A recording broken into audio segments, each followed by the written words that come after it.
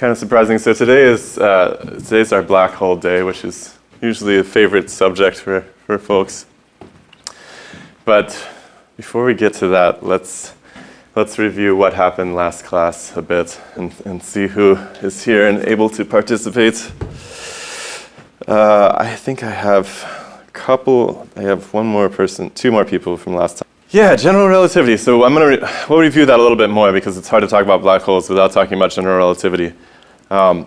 General relativity it's interesting because in some sense it's very similar to Newton's idea of gravity. There's some sort of force. Newton's idea was that there's some sort of force that holds the planets to the sun, let's say. Let's use that example. Einstein sort of takes Newton's two forces of inertia and gravity, says they're equivalent to each other, and then derives some mathematics in terms of the distances between the objects, which we call space, and the change across time, right? So we have this space-time conception, and we talk about how those coordinates change with respect to A, the masses of the bodies, and B, their location. The funny thing about both of those models is that neither one of them is particularly explanatory in terms of giving us a real mechanism by which the Earth is actually held to the sun. And it's a really interesting blind spot in all of this that I'm very personally obsessed with right now.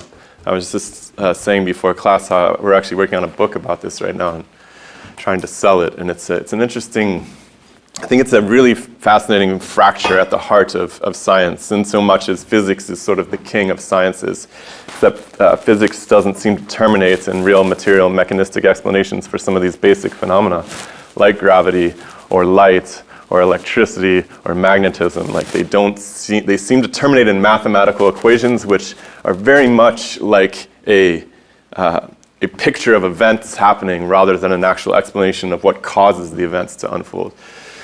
And so, as we're going to see today, when all you have is a picture, we talked about this Peter Pan analogy last time, and you start becoming obsessed with the fact that there's a guy flying around on stage as opposed to trying to understand why he seems to be flying around, since we know he doesn't have wings or anything like that. Well, you can run into some pretty superstitious, weird stuff eventually. So, yeah, general relativity. All right, does anybody else have thoughts about general relativity? Let me pick on somebody else. Yes. Yeah, I think general relativity is such an important, feels like a very important thing. And it's kind of baffling to me how late it was discovered compared to the rest of things. I feel like it should have been like a way earlier thing. But it's like discovered in the 40s, 50s, I think. Yeah, I think his first paper was in 1905, if I'm not mistaken, but it wasn't popularized until probably the 20s with Eddington and so forth. Yeah, so I think it was very interesting how it's such an important thing which is missed. Yeah, it's interesting, and one thing that didn't come across, so you're saying that it's surprising that this way of looking at things came so late. There's definitely advantages to looking at things this way, and I think that the most important part of general relativity is the recognition, which really comes from Ernst Mach from the 19th century, that gravity and inertia are the same thing. So the reason it's hard to move something heavy is because it's stuck to stuff, right? And actually, if you go out into outer space and you have a bowling ball, it's still hard to move the bowling ball. That's what's really interesting, right? You would think, oh, well, it's weightless, right? Not so, right? The bowling ball still appears to be attached to its surroundings somehow. And so that basic recognition that inertia and gravity are the same thing allowed Einstein to process these equations mathematically to the point that we have a much more precise description of gravity than Newton did. But it is still a description of gravity, right? It's still a description of what's happening. It's not so much a cause and effect situation. And, in my estimation, the popular writers have done a real disservice by trying to treat it as if it's an explanation, because warping coordinate systems is not a true physical explanation for how anything happens, as far as I can tell. So, all right, let's get one more thought about this before we move on, because this is really important for our discussion today. Well, on the general relativity thing, I had the Peter Pan analogy, and then I had inertia and gravity being the same thing. But after that, I had some notes on Einstein and Arthur Eddington and how he brought all Einstein's work from Germany to the United States and translated it. I thought that was really interesting.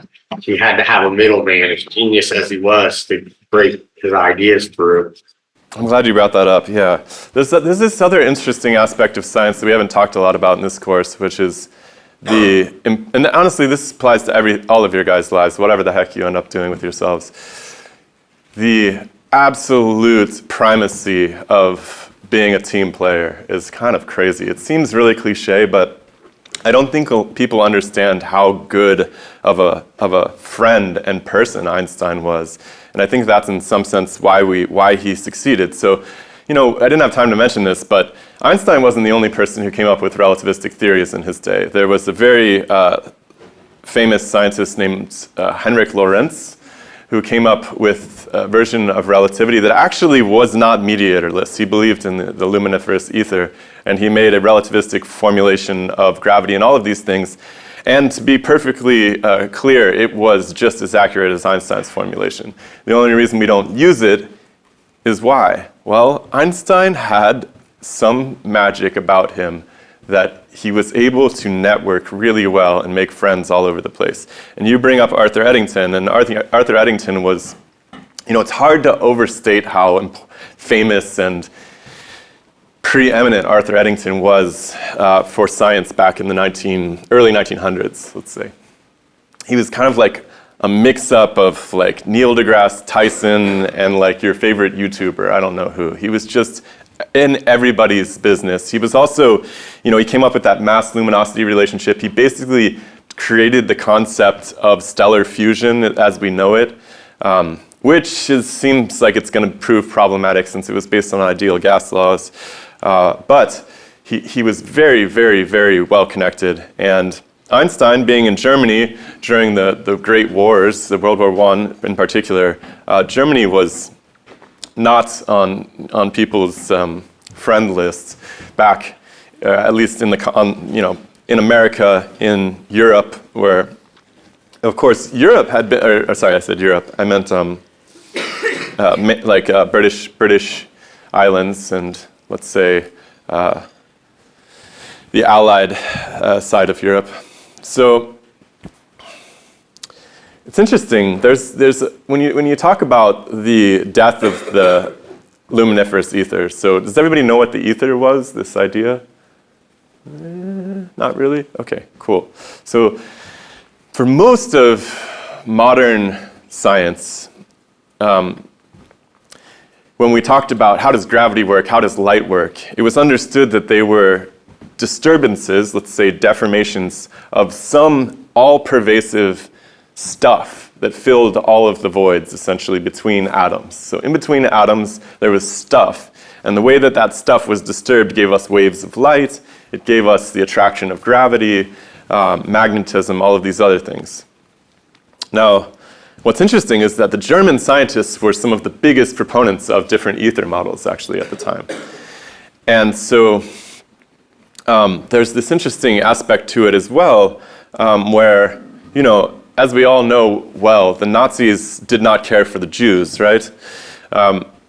Now, this is interesting because Einstein was, of course, Jewish, and the Allies, in some sense, there's almost a political current underneath it where a huge part of the championing of Einstein was in response to hating the Nazis so much. Einstein got really popular during the post-war years in particular. That's when he really became almost a high priest of science, essentially.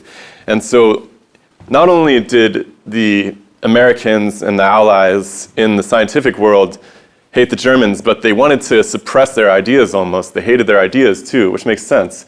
So I think a lot of the story of the death of the ether, and the reason I say that the ether died is because after Einstein, people stopped talking about the need for substance causing events, right?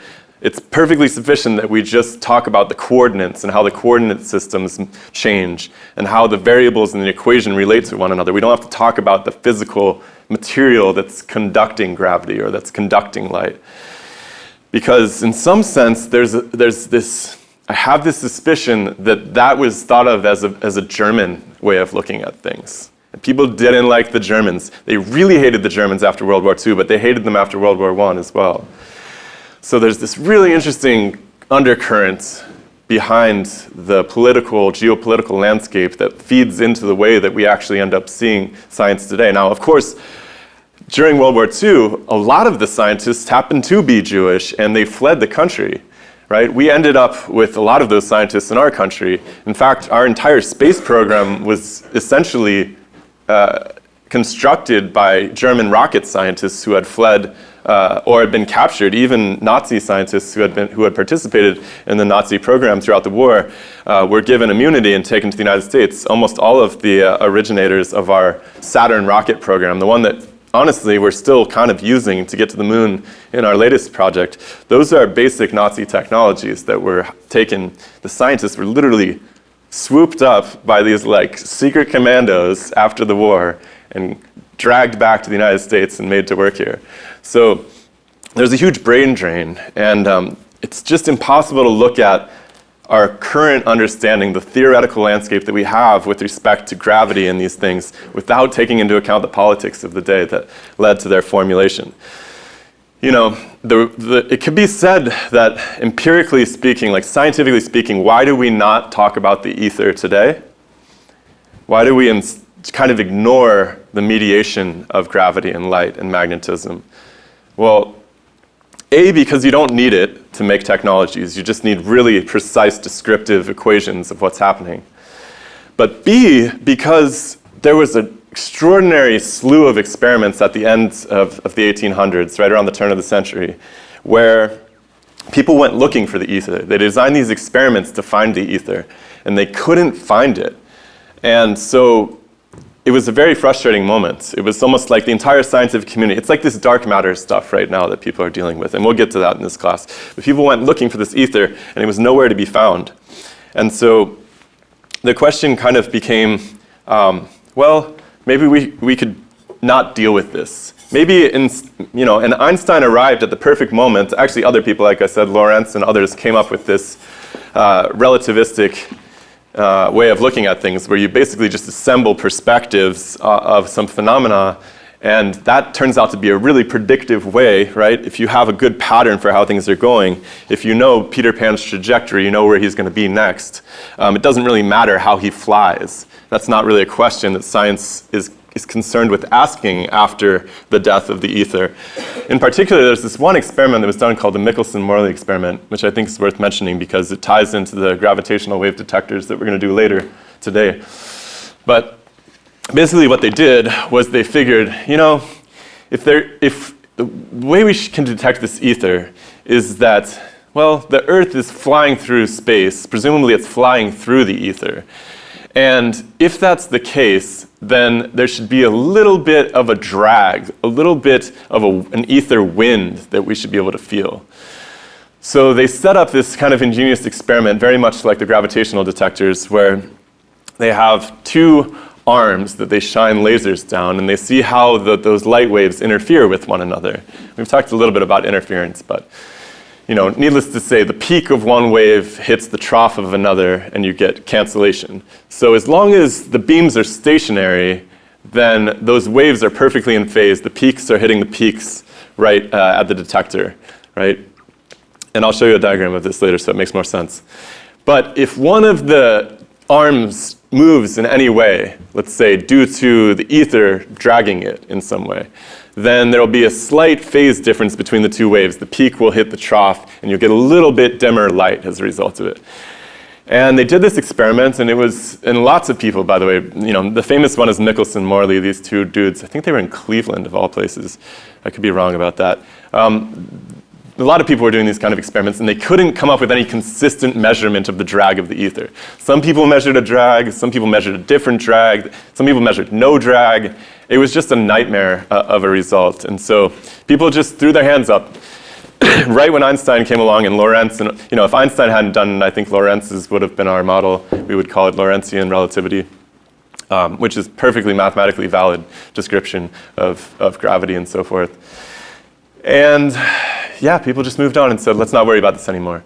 Now, it's interesting because, when I read about this experiment, I thought, it's weird that they assume that the ether is a separate substance from the matter itself. I always thought that was really strange, because when I think about the atom and everything we know about the atom today, well, we know that the electron, the outer surface of the atom, we know it extends almost indefinitely. You can find the electron, a very small probability you find the electron almost at any distance from the atom.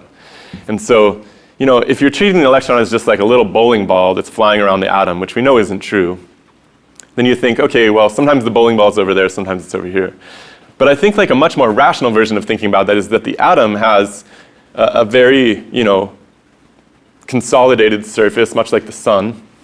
But it also has a lot of rarefied material, like, let's say, like some sort of thinned out portions of itself, which are extended all the way out to the next atoms as well, right? That substance, whatever the substance of the electron is, would be the same as the stuff that's in between the atoms. It's all made out of the same stuff. And so you'd never be able to detect it as a separate entity from the atoms, because when the atoms move, the stuff moves with the atoms. It's part of the atoms. And so for me, that sort of explains why the Michelson-Morley and all these interferometer experiments failed to work. They were looking for a separate substance from the atoms. And I don't know why everybody thought that was what they should expect. But anyways, the result of it is that Einstein comes along, he says, you know what, guys, and others, they come along with these relativistic formulations and they say, we don't need to concern ourselves with the actual mechanics of the situation.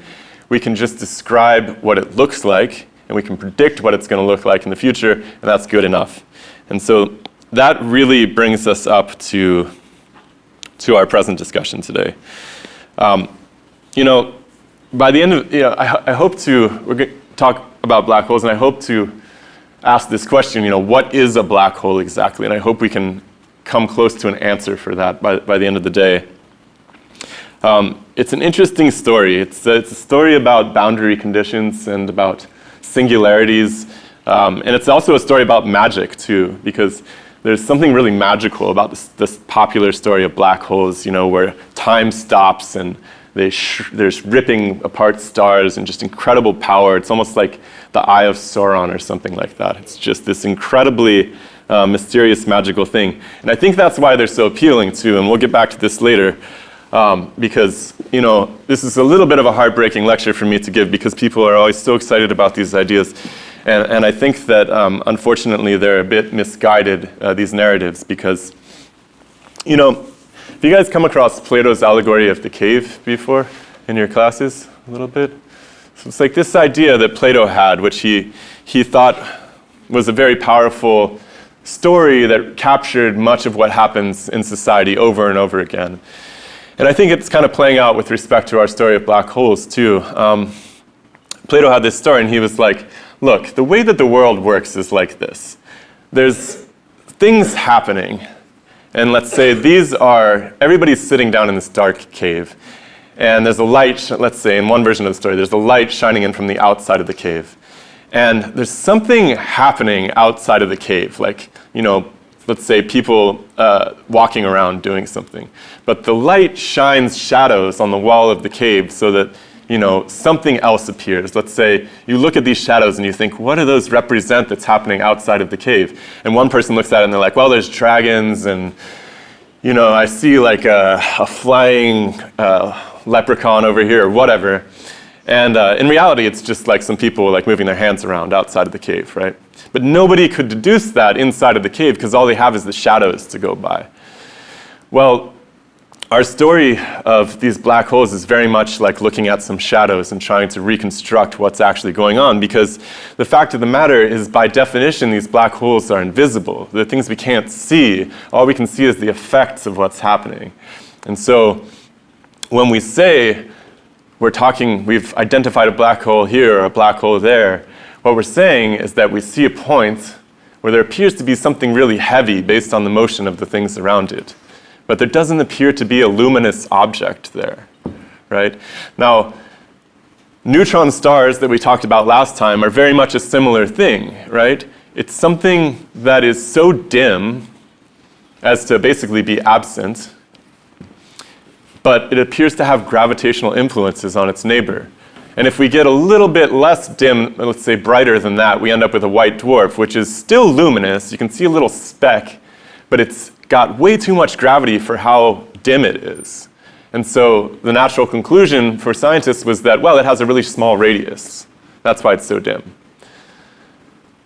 That's a huge leap of faith, though, of course, because, there's a lot of ways that as a material you get dim without having a small radius. And I keep bringing up this diamond versus carbon, versus graphene or versus soot analogy. Problem is that all of our astrophysical models for the stellar mechanics are based on ideal gas laws, right? This whole idea that you can even collapse something down below the density of water, below the density of a liquid, is entirely predicated on treating it as a gas. You can never collapse a liquid is the thing. Liquids, by definition, are incompressible, actually. And so this is, of course, again, why I spent so much time the first few lectures pointing out to you that the sun has a continuous spectrum which we've only ever seen in laboratories from solids and liquids. We can never, ever get that continuous rainbow from gaseous material in a laboratory.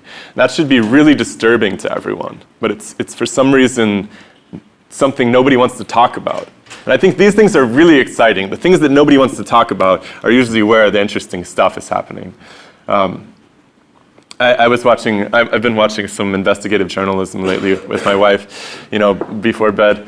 And it's interesting, there was this Wall Street Journal guy who was investigating this Bitcoin scammer that we were watching about on Netflix. And he was calls up the guy who's running the scam. And as soon as he's talking to him, he starts asking him questions, and the guy starts saying stuff like, well, that's not something I'm really prepared to comment on right now, or I think it's better we don't talk about that. And the Wall Street Journal reporter's like, that's when I knew there was something interesting happening here, right? And that's kind of how I feel about this whole black body business that I keep bringing up to you guys. It's really interesting when I put it in front of my astrophysicist friends how they don't want to talk about it. I think that's really, really exciting.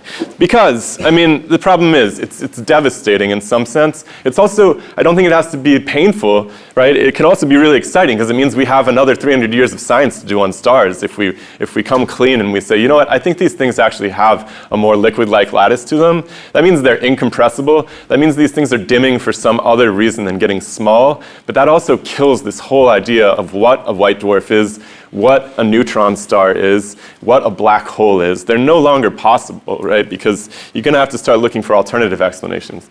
Now, by the end of this class, I'm going to point out some different alternative explanations for black holes that are actually being entertained in the astrophysical literature. But most of them are based on new exotic forms of material that are due to compression, just like we talked about this degenerate sea of electrons in a white dwarf, and in the neutron, these degenerate neutrons that are just melted together. These other ideas for a black hole are very similar. It's like degenerate quarks and things like that. So, I'll save that for a minute because we'll get there in a second. All right, so we talked about space-time already today. We don't need to do that again. There's one thing I didn't mention also last time, which I saw was added to the textbook this year, which is this thing they call Shapiro time delay. So they noticed this really interesting thing when they sent this orbiter out to Mars back in the 70s, I think it was, the Viking. Maybe it landed. Yeah, I believe it was a lander. It went out to Mars, and they noticed that actually when Mars was on the far side of the sun from us, when it was just starting to go around the sun, that the signals sent back to Earth seemed to be slower than they were when Mars was, say, more obliquely oriented away. Like if the sun is where you guys are at, Mars is over here. Seemed to be faster. And so, the popular interpretation was, oh my God, that's amazing. The gravity of the sun is slowing time as this light source goes by. I think that, again, just like we talked about with trying to actually come up with material explanations for how these things happen. We talked about the idea of the atmosphere of the sun extending quite far, almost to the Earth actually, and how that atmosphere is this really, really energized sea of ionized atoms as well. And this NASA researcher named Edward Dowdy proposed this model by which essentially that ionized plasma was lensing the light, as opposed to it actually having anything to do with time slowing down or anything like that. The Shapiro time delay is also something where you can imagine, I think, a pretty reasonable material explanation for it too, whereby what you have is a lot of material glommed up around the sun. And in order for atoms at the far side of the sun, at Mars, let's say, to relay their light signals, so to have essentially electromagnetic effects with something on the other side of the sun, they have to interact with a lot of atoms in between. Now, what's interesting is we know that when light is shown through a medium, a dense medium, let's say even a prism, that the idea is that the speed of light slows down considerably. So in water, the speed of light is something like 75% of the speed of light in a vacuum. That's the reason often that it's explained, in intro physics textbooks, why the colors of the prisms separate out like that, is that, it's slowing down. So it's kind of like they're bending away as they slow down. Well, maybe something like that is actually happening in that really super energized, dense atmosphere of the sun as well, where you have these relay events that are causing a delay in the transmission of light across those moments. So I don't know. I don't know that jumping to the supernatural conclusion that a concept, an idea, an abstraction like time is actually being affected rather than the material processes are responsible for that delay is the right way to go. But needless to say, let's examine the standard model a little bit more. So we looked at this chart a couple of weeks ago, maybe last week, about the white dwarfs. And what we saw was that the prediction was that as the radius, aka the luminosity of those stars, we get this radius from luminosity, of these white dwarfs, is that based on the radius, if you cram enough mass into a smaller and smaller place, of course, the gravity causes contraction of that body. It's a gas, right? So you can contract it indefinitely. But at some point, you get to a point where the radius gets to 0, which is interesting because, one way, and we know, by the way, that there's plenty of stars with masses way more than 1.4 solar masses, right? There's not most of the stars aren't bigger than our sun, but there are plenty of them that are, right? And so naturally speaking, what happens to a star that has 3 times the solar mass? It's off the chart, literally. Now, I think that a more responsible scientist would look at this and say, I think we have this model wrong, actually. I think the model breaks at this point. Now, this brings me to the idea of boundary conditions, actually. So, in almost every scientific discipline, if you ever end up in any kind of experimental science course, you end up getting a bunch of data, and you have to plot maybe a line that fits it. And from the slope of the line, you can access some information about rates or something that's happening in the universe, right?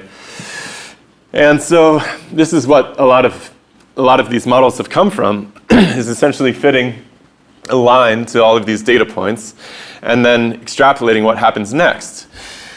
Well, every single model in science is going to run into a point, not every single model, but particularly nonlinear models, so things that have these exponential fits, are often going to reach a point where the curve fit passes the data and it's going to either go to infinity or on the other side it's going to go to 0. Now, generally speaking, when we encounter these boundary conditions, what we say is that, well, the model only works between this x-coordinate and this x-coordinate. The limit of the model is inscribed by the boundary conditions of what is realistic and possible. So a responsible thing to have done, in my estimation, would have been to say, well, the boundary conditions of this white dwarf model sort of end somewhere along at 1.4 masses. Beyond that, we need a different model to fit the data because there's no way that you can collapse an object beyond 0 radius, right? But unfortunately, that's not what happened. So what happened is people said, all right, well, once you collapse something beyond 0 radius, you've essentially, you don't have to obey physics anymore. And we are in the realm of pure magic at that point. And nothing makes sense anymore, and anything goes. And the answer is the black hole. So these sort of disasters have happened before, by the way. I think it's worth taking a moment to point you towards one. So when if you think back to the beginning of this class, and I was explaining this black body experiments, one of the first interesting findings was that when they modeled these black body curves using classical energetic theory, so basic heat transfer thermodynamics, the stuff that they had developed these mathematical models for building engines, what they found was that the predicted way that the power of light should go up as the frequency got smaller was that essentially the power would go to infinity at some point. This is this black line. And if you could zoom out, that black line would just keep going up and up and up and up forever as it approached the smallest wavelength, 0 wavelength, right? Now, the scientists at the time had the wherewithal to be like, I don't think that's true. They couldn't actually even observe these frequencies down here, so they didn't know for sure. They were like, I don't think that you can have infinite energy. That doesn't make sense. So what happened was Max Planck and some of his colleagues got together and they started examining the possibility that light might not travel continuously. It might actually be contained in individual waves. You couldn't have a half wave of light, in other words. And he basically invented the idea of the photon on the spot. And what happened was when he tried to actually say that each frequency can only contain one wave, and that wave can only hold a discrete amount of energy, all of a sudden, the new model that he introduced this photon into gave these perfect curves that fit the black body data much better, and they didn't have these infinities in them, right? So when we look at the prediction of what happens after the Chandra-Shekhar limits over here, which is what this is called at 1.4 solar masses, the idea is that at this point, we reach a point where the radius goes to 0, and you need a point that has infinite density at it as it crosses over that line. All of that material is crammed into a point of infinite density. And so you have this infinity appear. Now, the word for an infinity essentially in physics is called a singularity, right? It's a point where your equation essentially approaches infinity or it collapses to 0. That's what happened here back during this event. By the way, this was called the ultraviolet catastrophe because it predicted that ultraviolet would have infinite quantities of energy, which clearly doesn't. So a very similar thing happened in astrophysics with the advent of this black hole science. Now, Einstein's formulation, of course, also provided, there was a man named Schwarzschild who solved Einstein's equation with respect to these extraordinary dense bodies inside of a very small point at that singularity. The singularity just means a point of 0 dimensionality that has infinite density, right? Again, that infinity appears. And he provided a solution to Einstein's equations using this and said, well, if we put in these dimensions, it does appear that we get infinite density out of this point. So, maybe it happens. And, well, the world fell in love with it, let's put it that way. Right? The same way that we fall in love with The Sopranos or that we fall in love with Harry Potter, right? It's a very, very wonderful idea because what happens inside, let's just put physics aside for a second. What does it mean to have a point of infinite density in general relativity? Well, it means that essentially your measurement system grinds to a halt, so time stops. Think about taking that pendulum clock out into outer space where time stops. Kind of similar conclusion, essentially, right? There's no motion possible because it's infinitely dense. There's nowhere to go.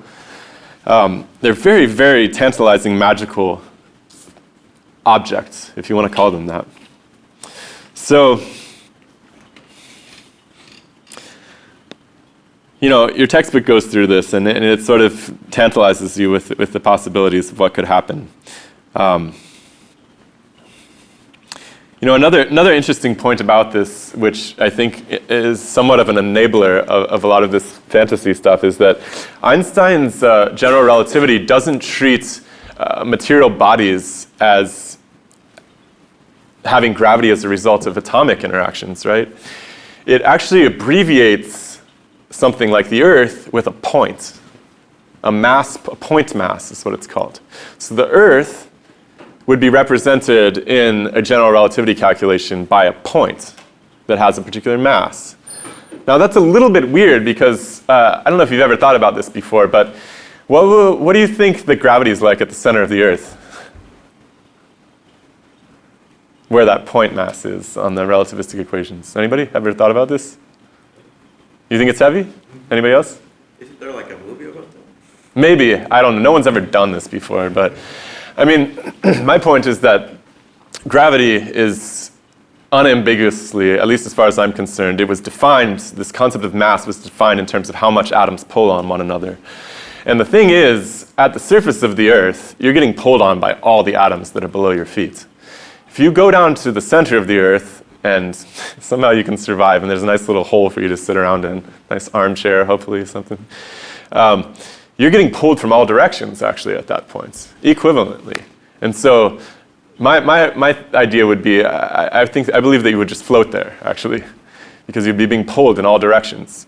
And so I think there's something a little bit non-trivial about this abbreviation of a body with a point mass, because, it kind of ignores what gravity really is, and that's what's so troubling about all of this. I think that we're only able to entertain these outrageous ideas about physics breaking down and so forth because we've stopped really concerning ourselves with what gravity is, what the word mass means. There's actually, to that effect, sometimes I think even in this textbook, they'll say the mass of an electron is this, right? Well, has anybody ever ripped an electron off an atom and put it on a scale before? Of course not. The way that they do that is they see how much a charged atom is essentially deflected by a magnet of a given strength. And they say, well, this magnet we know has a strength of X, and that strength is equivalent to this many kilograms. And so the electron has an equivalent deflection mass of this. But the reality is that the concept of mass never meant anything outside of a gravitational system. The reason that you can measure mass on a scale is because you're being yanked down to the Earth, right?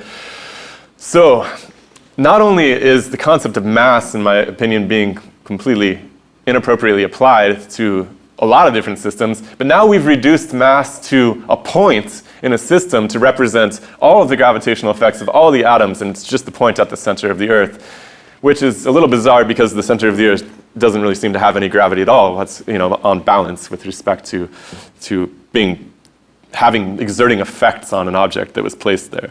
So this is a little bit bizarre. Needless to say, let's go through this story. So when some collapsing sun reaches, according to this story, a diameter of a neutron star, which is like 20 kilometers, the velocity required to escape the gravitational pull will be something like half the speed of light. Now, if that continues, the escape velocity, so do you guys remember what escape velocity is? Somebody from last semester, do you remember this? To throw something off the Earth, like a rocket, exactly. So the escape velocity is how hard you got to throw something, how fast something's got to be moving to escape a system. It turns out to depend entirely upon the large body that you're trying to escape from, not at all upon the size of the small body. So a spaceship, or really the escape velocity for Earth, is constant for all objects, essentially. Well, the idea is if you crush something down so that the gravity becomes so intense, then the escape velocity near the surface at some point exceeds the speed of light. That's how we get the idea of the black hole, because not even light can escape from this object at that point. Now that is, in and of itself, a really interesting claim because, again, light shouldn't have a mass, right? Light doesn't have a mass as far as we know. I mean, you don't, when I shine, let's say 2 laser pointers at each other, like you don't get a pile of photons on the ground, right? They don't crash into each other and stuff. So light appears to be more of an active transaction between atoms, some sort of handshake rather than an actual sending of little material blebs towards one another. So light doesn't have a mass, but in order to sort of get around this, they introduced this concept of a relativistic mass to it. So it's sort of like, well, it doesn't have a mass, but it sort of acts like it has a mass when it's convenient to, like in these black hole situations. And so how in the world light, and of course this has to do with the idea that you buy that that light itself is going to be bent by gravity, and it's not some material interaction due to the stars or their atmospheres, is also a fundamental assumption in this story. So at any rate, the word black hole was actually not named until the 1960s by this American scientist named John Wheeler. And that's just the name for this object, this theoretical object from which light cannot escape. It's interesting, though, it was actually a very similar idea was proposed by John Mitchell all the way back in 1783. And this is long before relativism or anything like that. Also, Laplace proposed something very similar using Newton's theories of gravity, which he imagined. People back then thought that light was little blebs of material, so it was a much more reasonable conclusion for them to come to that blebs of material could be overcome by gravity if the star was big enough. And he called those things dark bodies. So, in terms of like trying to understand exactly how much material is necessary in how much space to create this actual, to get to the points where you have enough gravity for these photons under the standard model to not be able to escape from its surface, you'd have to squeeze the entire Earth down into something the size of like a pea, essentially, right? Now, that's problematic, of course, because you can't squeeze solids and liquids at all beyond a certain threshold. But if the Earth was made out of gas, a really dense gas, then under the ideal gas laws, we could squeeze it down to the size of a pea, and you would end up with a black hole. So we're talking about a lot of stuff in a very little space, which in some sense sort of boggles the mind. And the delineation between where that light can and can't escape is called the event horizon, by the way, which is a really creepy movie if you ever have time to watch it. All right.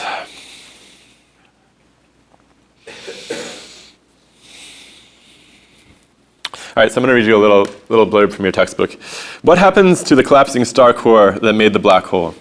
Our best calculations predict that the material will continue to collapse under its own weight, forming an infinitely Sposen point, a place of zero volume and infinite density, which we gave the name singularity.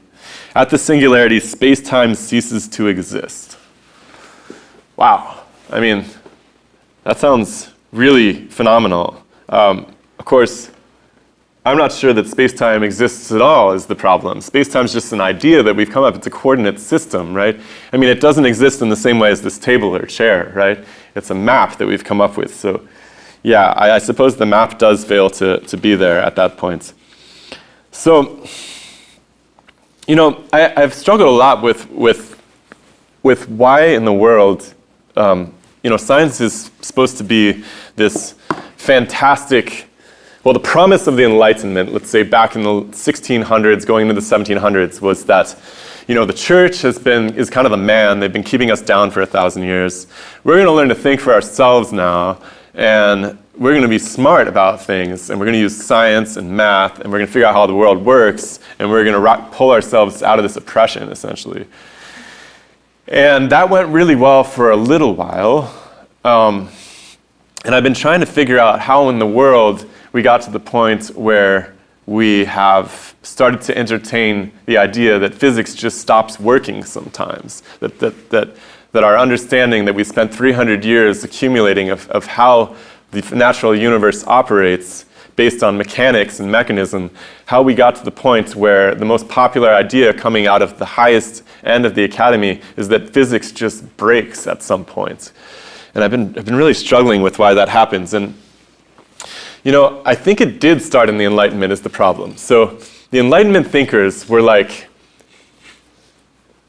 all of this stuff the church has been saying is garbage. And they had good motivation for doing that, right? Like I said, the church had become quite oppressive in many cases.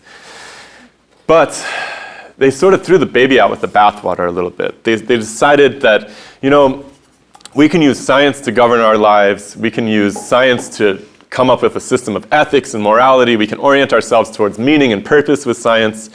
And they tried really hard to do that. The problem is, I don't think that science is really a very good approach to orienting yourself. And, I went into this, I'm not going to go over it again, but when we were talking about mythology and the value of mythology in the world, there is other ways of understanding the universe that aren't science, and some of them might be more appropriate towards that than science. And so, I think the best example of this is the disaster of communist Soviet Union or communist China during the back half of the 20th century. They actually called their system of government something, I'm not sure what the exact translation was, but something like scientific management of people, right?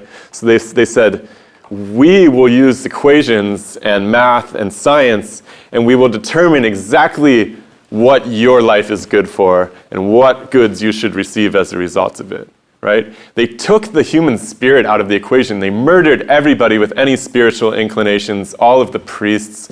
I mean, it's hard to imagine how many people died in this bloodbath. It was, estimates upward of 60 million people were just murdered by the Soviet regime, just as many in Maoist China, under the same pretenses that the state, using scientific means, knows what's best for you, right?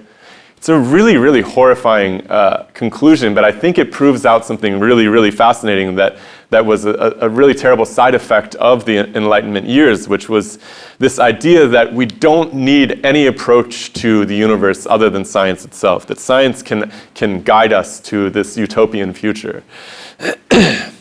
Well, I think that people today, especially after the horrors of the communist regimes in the 20th century, realize that that's not really a good approach, right?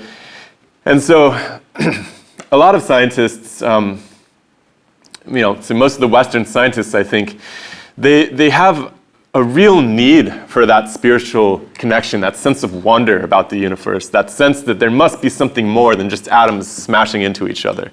There must be something more going on here.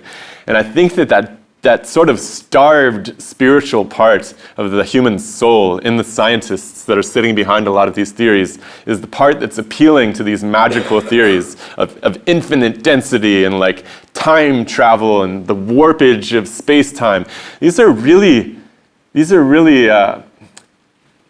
they're almost religious ideas, right? It's almost this promise of another world that's beyond the mundane world that we live in today. I don't think that my point is that I don't think you can extract that from the human. You can try as much as you like to be rational and logical and orderly, but there's something within us that knows there must be something more to this than that. And I think there is. I think it's in the realm squarely of psychology and interaction and biology and human interdynamics and friendship and love and heroism and all of these things that really power us through the world. Those have no provenance in physics as far as I can tell. But the physicists want some of that as far as I can tell.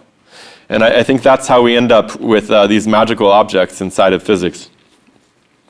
And I'm really sorry if I'm breaking hearts here. And if you love black holes, by all means, keep going with them. But I want to provide some other possibilities as we move forward here. So,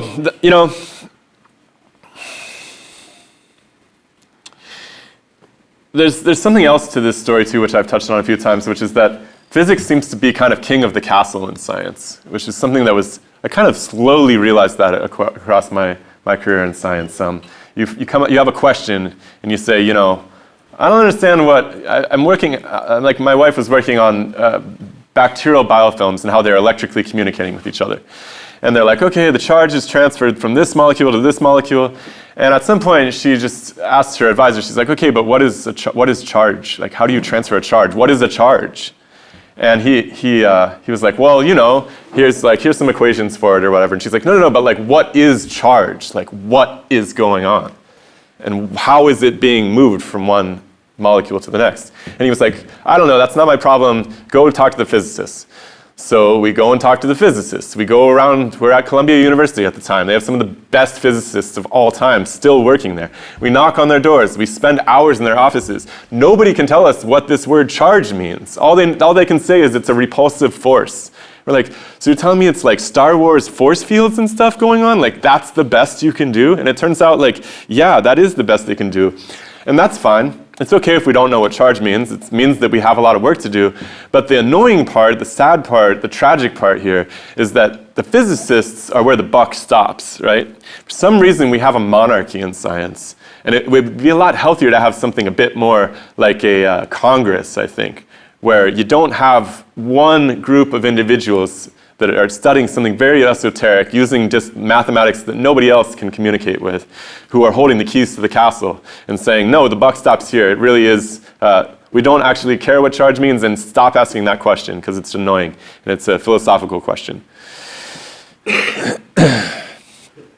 So, I'm going to keep reading from your text because I think they do kind of point to this at some point here. They say, we do not yet have the physical understanding or the mathematical tools to describe the singularity itself, or even if it actually occurs. From the outside, however, the entire structure of a basic black hole can be described as a singularity surrounded by an event horizon. So, I think there is this sense of, well, we don't really know. I mean, we've never been to one of these things. We can't even see them because they're surrounded by bright lights, right? We'll get to that in a second, but black holes actually turn out to be really bright for whatever reason.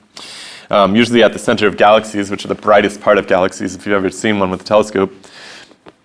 All we know is that things aren't moving exactly how they should be moving, and it fits really nicely into that Chandrasekhar map for what happens when a white dwarf gets too small. It fits into this nice mystical position inside of the story of the star collapse and death, which is really tantalizing. I think it is a really juicy story, by the way. I like it from a science fiction perspective. Okay, so how do we find these black holes? Well, we look for a star whose motion by its Doppler shifts, using those methods we talked about before, radial velocity and so forth, its spectral shifts, shows that it's a member of a binary system, but we can't see the partner. So very, very similar to looking for white dwarfs, except instead of seeing a really dim star, there's just nothing there whatsoever. And so this is where we think the black holes are at.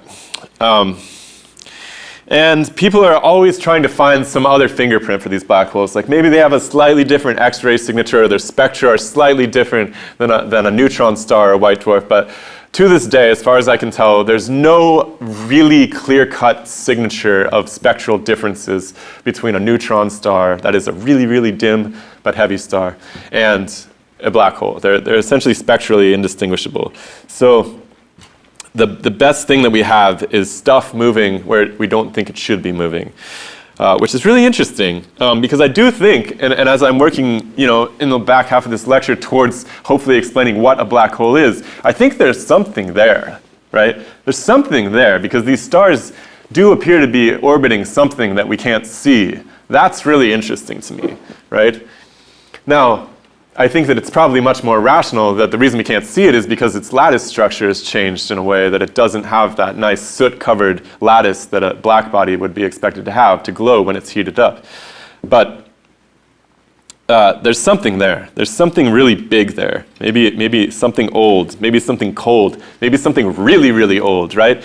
I mean, how long would it take? This is another problem with this narrative is like, how long, there's been some papers out, and the scientists say, well, could at the center of the galaxy there just be a bunch of really cold stuff?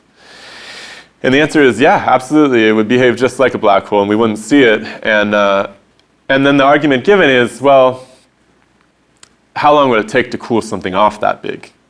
And the answer is billions and billions and billions of years. And so the cosmologists say, well, the universe has only been around for 14 billion years. It's not enough time to make something that cold and that big. Now, if they're wrong about that, and as I'll make the case for you later in this course, this whole Big Bang story is really, really on the ropes right now, as far as I can tell. If they're wrong about A, the universe even having a beginning, or B, if they're just wrong about the timelines. Let's say it did have a beginning, but it was 10 times longer than we thought it was. That gives us plenty of time to cool things off so that they become big and invisible. And so maybe we have a much more rational explanation for these things that doesn't involve as much science fiction. Of course, people love science fiction, so everybody's going to go kicking and screaming away from that idea. All right. Let's see. This was this guy, Cygnus X1, was the first identified potential black hole. Now, what you're seeing there, actually, what you see is actually the star that it's next to, right? Very, very bright star. The only reason, of course, they think there's a black hole is because this star seems to be wobbling in such a way as it seems like it's orbiting somebody who's not there, right? Huge star, type O star, by the way, this enormous star. So to wobble a really big star, you need something pretty chunky. And so the question is, what was it? So we think that the body that's there, where this black hole is, this placeholder, this something there, we think that whatever it is has to be something like 15 times the size of our sun in terms of how many atoms are there, in terms of its gravitational effects. So something really big.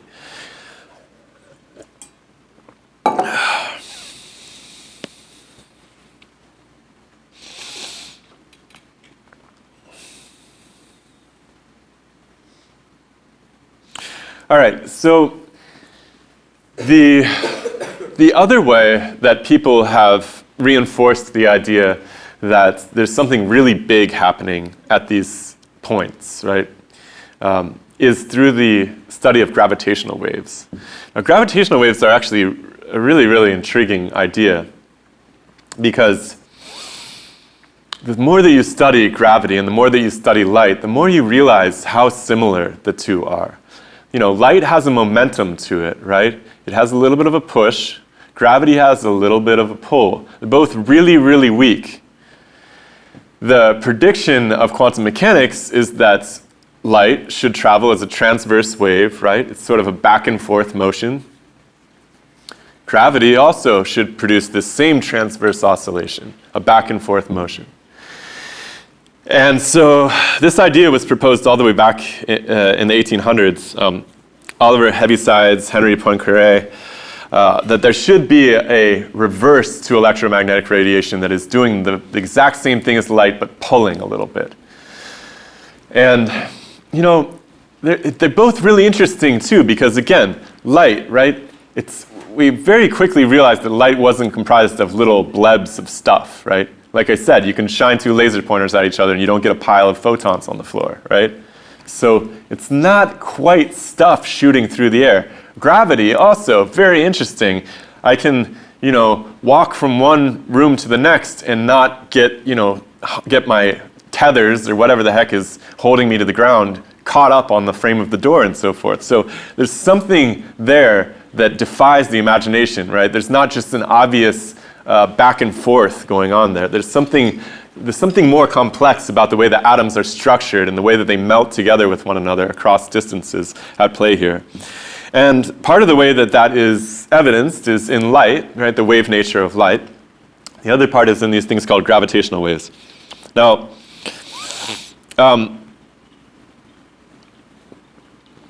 this was actually, in some sense, predicted long before it was actually detected. So there was actually a Nobel Prize given in 1993 for processing general relativity equations and deducing that these stellar corpses, whether it's neutron stars or black holes, these really heavy stellar corpses should radiate forms of gravitational waves at a high enough rate to bring together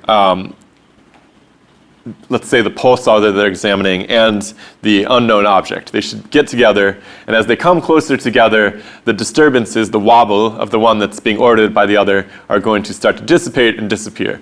And so they fit this to some data of a system that they were observing, and they showed that this model of gravitational waves could explain the merger of these two neutron stars, or this neutron star and this black hole.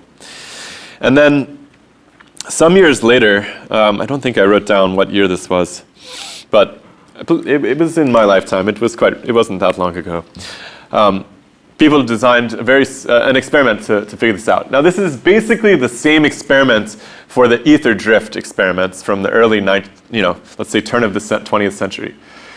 The idea is you set up these two really long arms. You shine a laser, so it's a collimated beam of light, all homogeneous wavelengths and everything, all in phase together. it goes through this mirror that has the ability to essentially split the light out. So you have one beam of light split into two, and then it essentially bounces off of these mirrors at the far end of the hallway and comes back and reconverges on the photodetector. This beam splitter has like a two-way mirror in it. That's one way to think about it. So light can go through it. It can also reflect off of it. So as long as the stationary arms of this detector are perfectly still, you have very coherent light. All of the peaks and troughs line up at the photodetector at the end at the termination of the experiment. But if one of the arms wiggles a little bit like this, it gets a little bit shorter, let's say, then the phase relationship between those two beams of light is going to get wonky, and you're going to get a little bit of cancellation, right? The peak of the light wave is going to happen at the trough, and you can measure the tiniest changes in the length of these arms as a result of it. It's basically a really precise ruler for how the lengths change.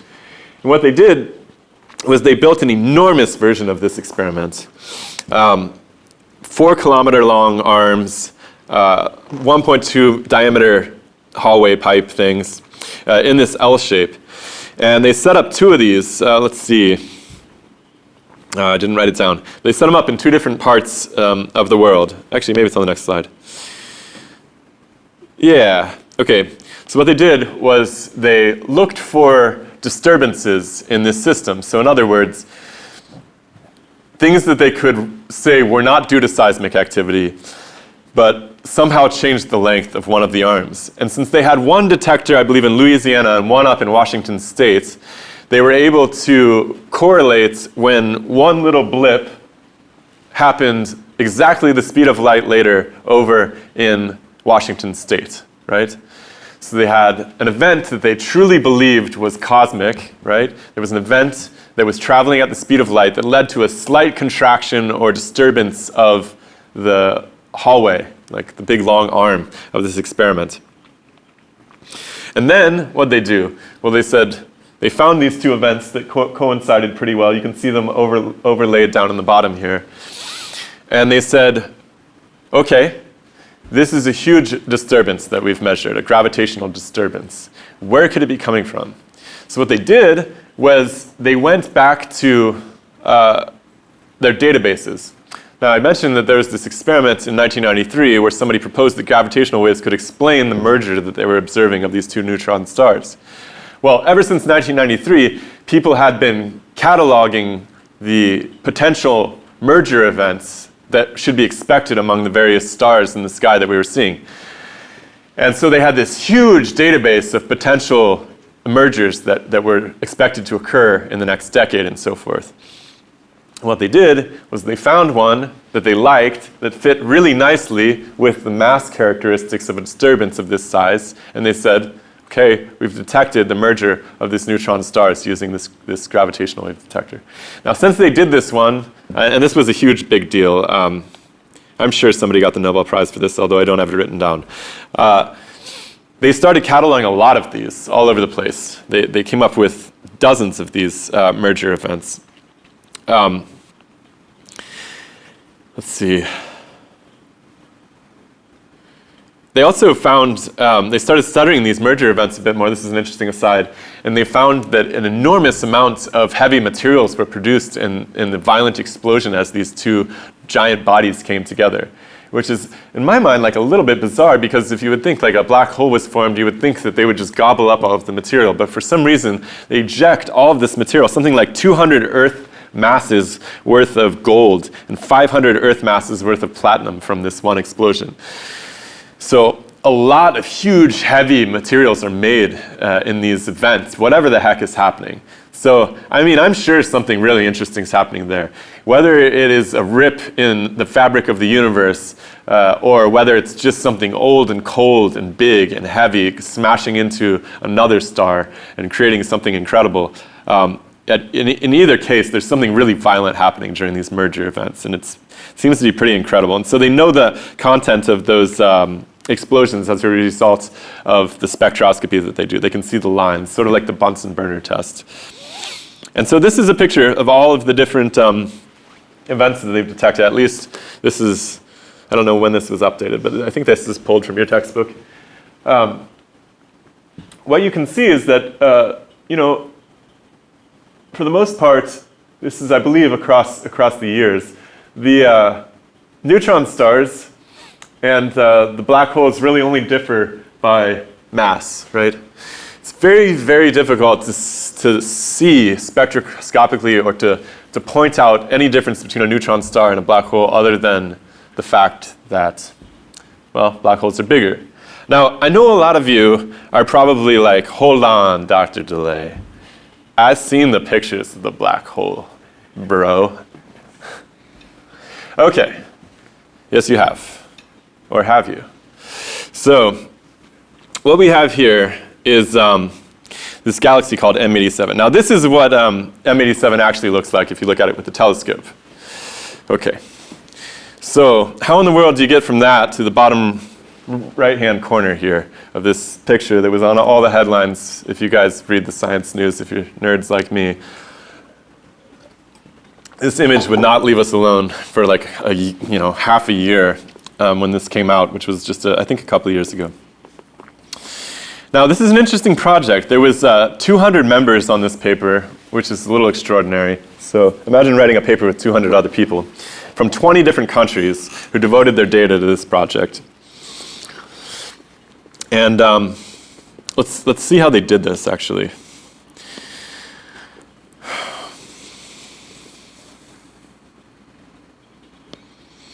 So a Japanese team reanalyzed this data right after it came out. And they essentially accused the EHF team, which is the European consortium that developed this black hole image, of basically over-processing, basically torturing their image to death in order to get a picture that looked something like what they imagined it should look like in the first place. So what they did was the Japanese team noted that the signal-to-noise ratio in their detectors was 1. So does that make any sense to anybody what signal-to-noise means? So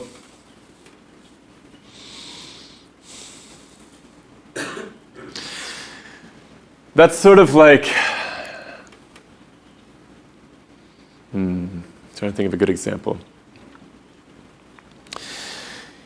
It's sort of like if every other data point that I gave you from an image was just complete garbage, but every other data point was good. So I gave you a picture, and half of the pixels in the picture were just nothing. They were just, wrong color, random color.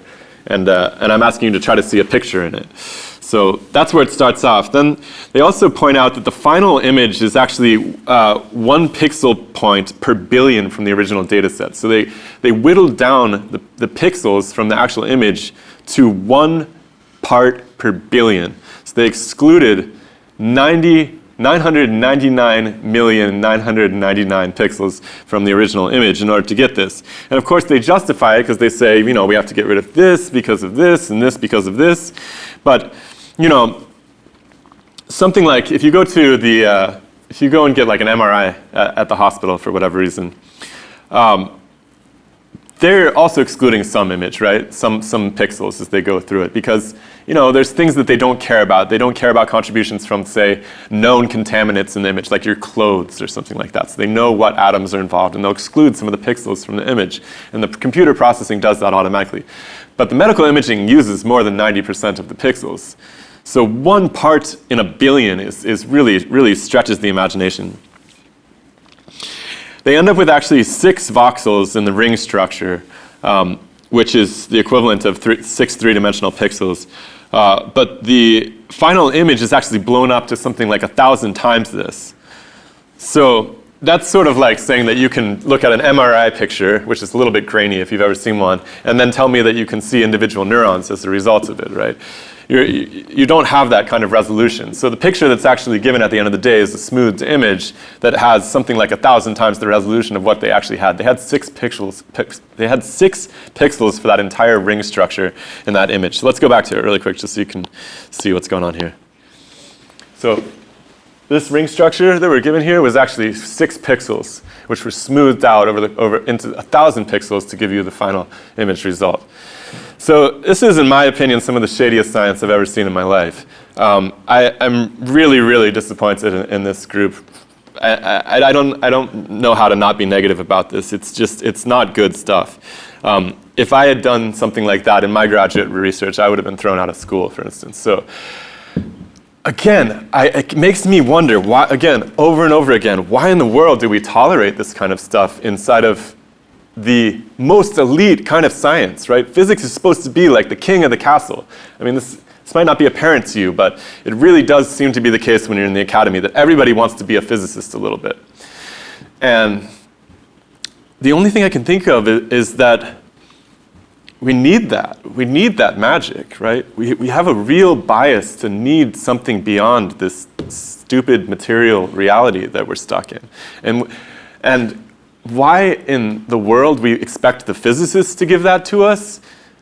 The only thing I can think of is that we've squozen everybody else out of the conversation who could possibly give it to us since the Enlightenment, right? We lost our trust for the church.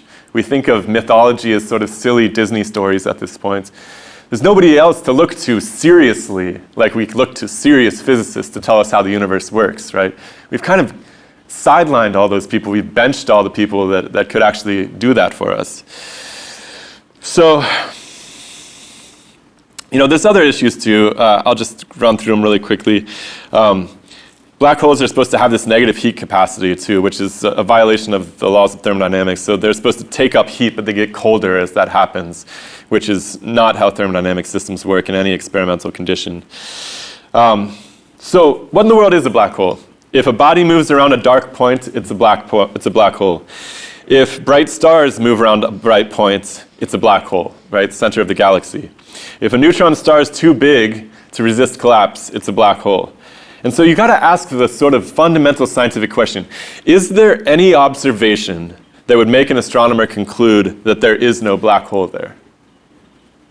And I don't think there is, actually. I don't think there's any observation that would lead someone to believe that there isn't a black hole. And so for me, that really calls into question whether it's science at all. All right. Let me try to put a pin in it, put a bow on this for you. You guys ever see faces and things?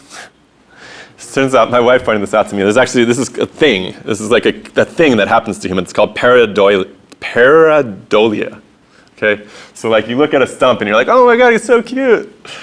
But there's actually not a face there, right? And so you can look at these like wall plugs. Sometimes I see little smiley faces in these like wall sockets, or we see faces all over the place, it turns out, actually.